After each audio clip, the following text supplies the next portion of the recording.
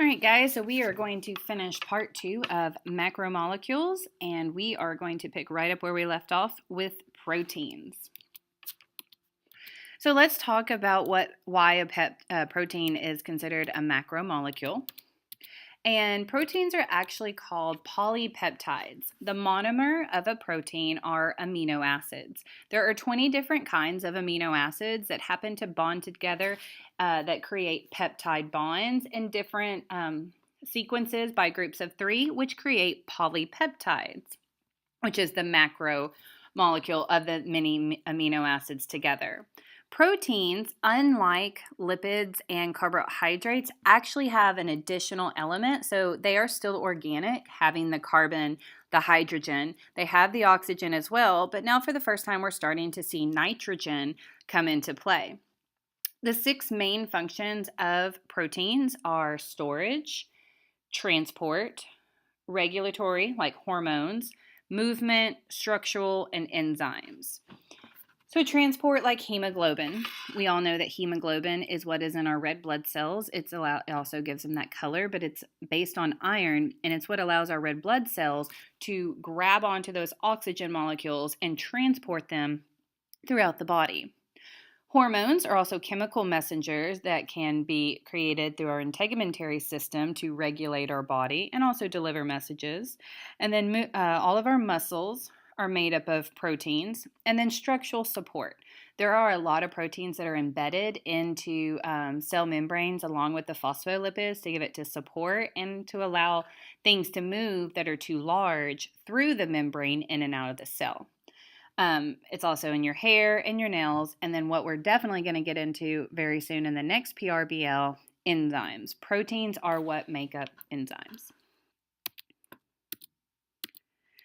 So let's talk about the 4 different types of structures. This is the first time we've had to go into this. So a protein can actually have 4 different structures. There's primary, secondary, tertiary, and quaternary structure. And as you can imagine, they're going to get more complex as you move through. So let's talk about a primary structure. Pretty much it is just a bunch of amino acids bonded together by a peptide bond, which is just like a straight chain. So if you wanted to imagine each amino acid as a circle, it's just like a bead of pearls almost, or string of beads. That would be a primary structure, just a long chain of amino acids in a nice straight line. Secondary structure, however, is going to add that other element to make it 3-dimensional, and they're going to start to fold around that primary structure into either 2 ways. They're either going to start to curl and make coils, kind of like just a single helix instead of a double helix, or they're going to bend, like you take a piece of paper and bend it one way and then turn it the other direction and bend it like you're creating a fan. Those are called pleats. And these are held together by a hydrogen bond. So here you can see the helix, right? Like the coils. This is a secondary structure. Or it can kind of move at a more right angle, and that's what creates the pleats. We tend to always say the helix is the alpha, which means it comes first, and the pleats is beta, meaning it comes second.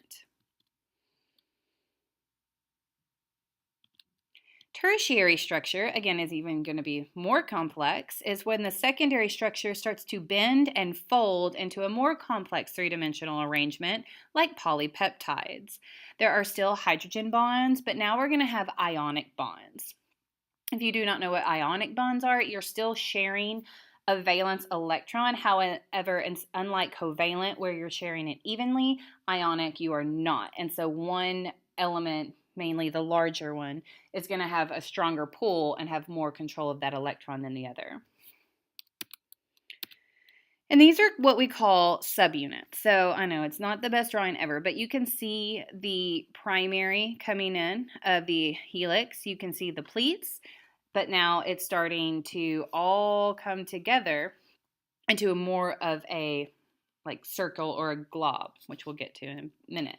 But this is called the subunit. So you can see the alpha helix, see the beta pleats within this tertiary structure. So a quaternary is actually going to be composed of two tertiary, meaning two subunits are now going to be added together to make globular in shape, or it can form an aquatic environment or an aqueous environment. So an example would be hemoglobin, which again is an enzyme. Both we talked about as functions and structures. This is what hemoglobin is. It's a bunch of all the prefix structures coming up together. So if this one whole thing was a tertiary structure, now we have 2, 3, 4. So as long as it's 2 or more of the tertiary, it's going to be quaternary. And this one hemoglobin happens to be made up of 4 subunits. And then the last macromolecule that we're going to talk about is nucleic acids.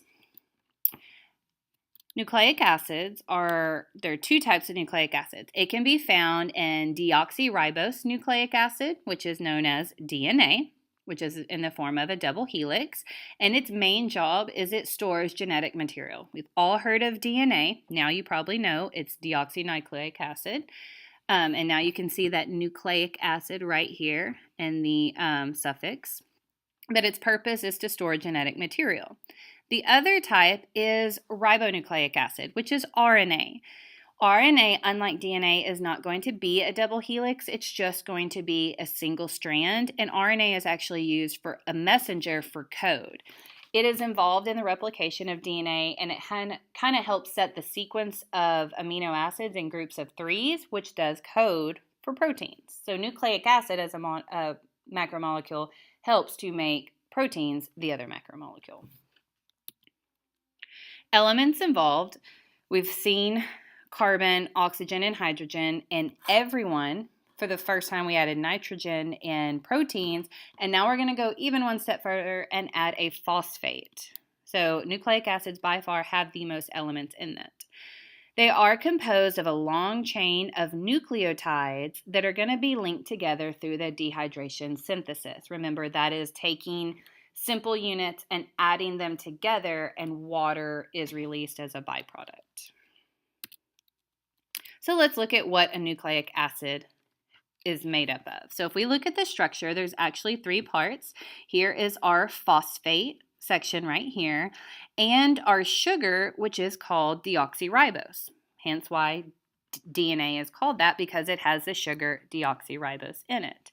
Then this is actually the nucleic acid, which can be broken down into a nucleotide. So you have your phosphate group, you have your 5-carbon sugar, which is deoxyribose, or just ribose if you're an RNA, and then you have your bases. You have adenine, which we always abbreviate as an A, thymine, T, which happens to only be found in DNA, cytosine, C, guanine, G, and uracil, U, which is only found in RNA. So you can very easily, for multiple reasons, tell the difference between DNA. If you see a thymine, it's DNA. It's normally going to be in a double helix. If you see uracil, it's RNA, and it mostly will be single-stranded. But no matter what, they will always have these phosphate and sugar groups. Now, if the sugar is different, that's also an indicator of whether it's RNA or DNA. So when you look at it, again, we're going to compare these because this is going to be extremely important, probably in a couple of weeks when we get into DNA. Usually double helix, the sugar is deoxyribose, and here are the 4 nucleotides, which we call bases: adenine, guanine, cytosine, and thymine. RNA is single-stranded, its sugar is ribose, and it has adenine, guanine, cytosine, but uracil instead. So let's break this down. You have your phosphate group, which happens to be a phosphate atom surrounded by 4 oxygens. It connects to your sugar, your deoxyribose, which happens to be, it's a 5-carbon sugar because the 5th one is up here, but to make that pentagon structure. These 2 together are what make up the actual double helix. It's what makes up the backbone, okay? Just the backbone of the double helix. The nucleotide is actually this area right here, the nitrogenous base. That's the adenine, the guanine, the cytosine, or the thymine. There are only 4 in all of DNA. So if you think about the fact that DNA stores genetic material, and the sequence of these 4 bases is what makes every living thing different. It's crazy to think about all the combinations, but how important each base must be if we have such a diversity of life on Earth, which we do. And so let's talk about the double helix. Again, you have your sugar phosphate backbone, and this actually has no bases on it. So when I come in, I take another backbone. You have to add the bases to go together.